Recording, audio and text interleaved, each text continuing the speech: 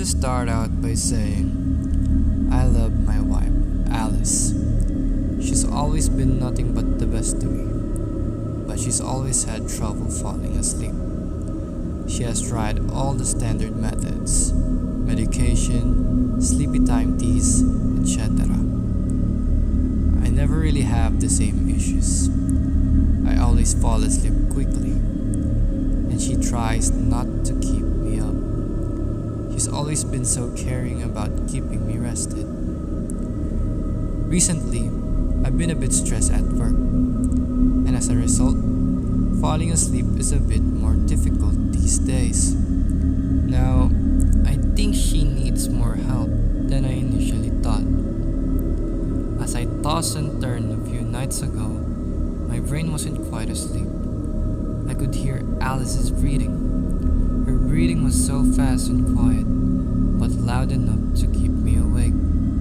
It was very unsettling, so I reached behind me and shook her awake to make sure she was alright. She drowsily said, "Yes, baby, I just can't really stay asleep." I assumed maybe she was coming in and out of a wild dream and I fell asleep again. The next day, as we ate breakfast, I asked her what she dreamt about. She was totally clueless. "What do you mean, baby?" Alice said.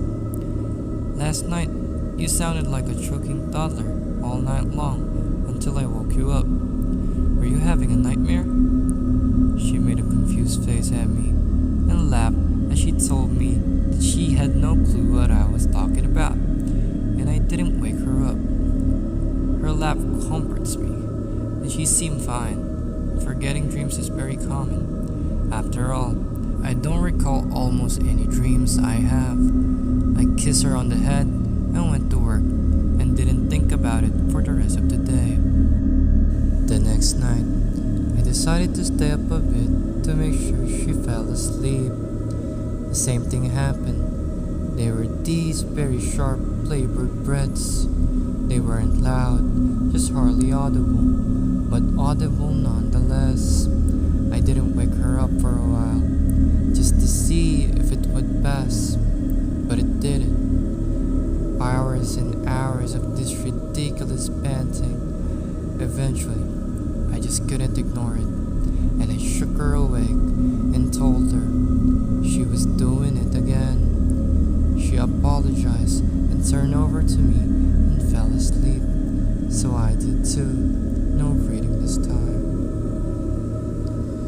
The next morning, I asked her, concerned about the breathing again, and explained how it went on for what seemed like the entire night. Again, she told me she didn't remember. I started to grow worried. On my way back from work, I stopped by my local convenience store and picked up some sleep aid medicine, hoping she would take some and just knock out.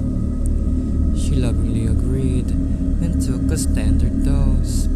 We watched the news as we ate dinner until she fell asleep on the couch. She was out cold.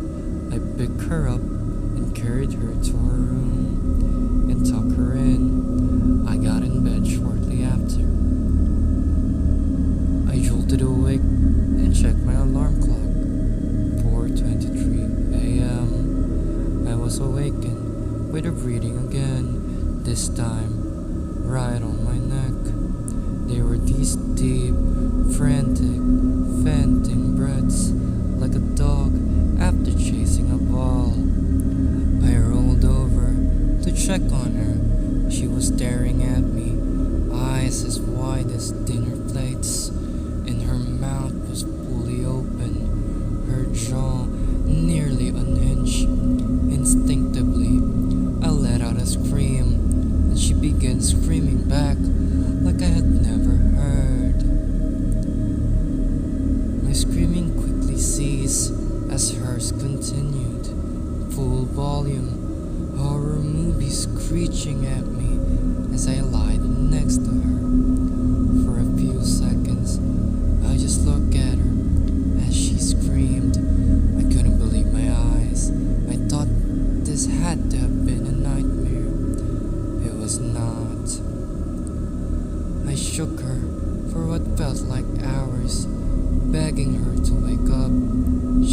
stop howling at me as if she had never been in more pain. I could hear her jaw cracking from how aggressively she was holding her mouth open. I was so terrified, I ran out of the bedroom and called 911. I told the dispatcher what happened, and suddenly her scream stopped. I sprinted back to the bedroom and she was asleep again. Obviously, I couldn't sleep after this, so I sat and watched her lie there until an ambulance arrived. The paramedics woke her up and she seemed so confused. She said she had been asleep all night. They told me she likely had night terrors. They didn't seem to understand the extent of the situation. I reluctantly agreed, but this was out of the ordinary. She never remembered any of these events, and to me, she seemed clearly awake. As I said, I love my sweet Alice so much, but I felt scared of her for the first time ever. I don't think she could harm me. She's very short and petite, and I'm 6'3" and certainly not petite. At first, I was more worried for her safety, but now I don't feel very safe anymore. After those last few sleepless nights, I concluded that I really needed some rest, and I told her that I'd get in bed with her after I finished watching the news, and she went to bed. I knew it was time for me to try to get some sleep, but I just couldn't. That face was seared into my brain. She was just screaming so loudly, staring at me. It was the sort of thing that you only see in a horror movie. It wouldn't leave my mind. I'm a skeptical person, so I don't believe in that sort of thing. But this was so wrong. How do I get past that? I decided to just talk to her about this rationally. I walked into the bedroom, planning to wake her up and just try to discuss our options. I couldn't leave that way. I walked in, only to see the empty bed. Our bedroom light was on. I peeked through a crack in the door, and I'm still not sure why I saw what I saw. She stood in the mirror, making the same face, glowing at herself in the reflection. I didn't look for too long, but I didn't see her face blink. It was absolutely inhuman. I slowly backed out of our room, quietly shut the door, and sat on the couch. Staring at the door, I felt like prey in my own household. As I sat, wide awake, I had a thought that gave me goosebumps all over my body. I had only recently noticed this. I've always laughed deeply as I felt very comfortable with her. Has she been this way the entire time? We have been married for almost a decade. As she just stared at me, mouth agape, panting as I slept every night for years. Did she just go to stare at herself in the bedroom, making this horrific face? About an hour later, I slowly crept back to the bedroom, then to the bathroom. I peeked again. She hadn't moved an inch, still glowing at her reflection, gutturally gasping. I quietly knocked and asked, "Alice, are you okay in there?" She answered, "Yes, honey, I'll be in bed soon." I peeked back in, and she was wiping her face with a skincare wipe. Regular Alice. I'm in bed right now as I'm writing this post.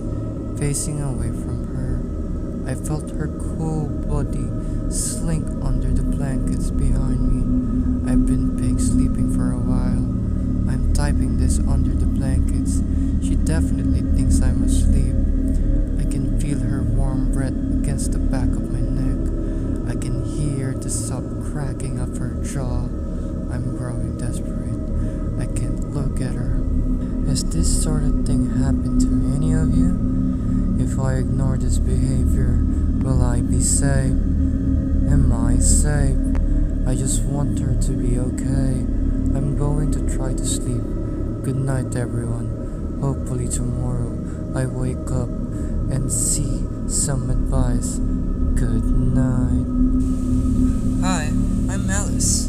I'm not really sure why he's reaching out on the internet instead of talking to me all about this, but don't worry, he's fine. He left his phone open when he fell asleep. I just think he's the most handsome man in the world. When he sleeps, I just have to look at him sleep. I just have to watch. I can't help it. I love to watch him asleep. In love to watching him sleep. I can't contain how handsome he looks when he sleeps.